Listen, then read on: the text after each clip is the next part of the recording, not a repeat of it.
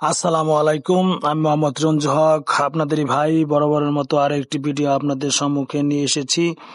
এটি হচ্ছে সরিষাবাড়ি গোবিন্দনগর পূর্বপাড়া ঈদগার মাঠ। এই ঈদগার মাঠে ঈদুল আজহার নামাজ পড়াচ্ছেন আমাদের শ্রদ্ধেয় হুজুর রুহুল আমিন হুজুর। তার সুন্দর পরিবেশনা এবং আজকের ঈদগার মাঠে নামাজ পড়াচ্ছেন, খুতবা পড়াচ্ছেন, কত সুন্দর দেখুন, আপনারা উপভোগ করুন। সেই সাথে গোবিন্দনগর পূর্বপাড়া ঈদগার মাঠ অনেক সুসজ্জিত। নতুন কমিটি যারা আছে তাদেরকে জানাচ্ছি সাদর সম্ভাষণ।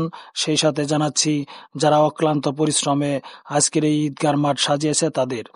ইনশাল্লাহ আপনারা দোয়া করবেন আমাদের শ্রদ্ধেয় রুহুল আমিন হুজুর যেন আমাদের মাঝে আরো অনেক অনেক দিন, আমাদের যতদিন বাঁচবে ততদিন যেন আমাদের সাথে আমাদেরকে নামাজ পড়াতে পারেন।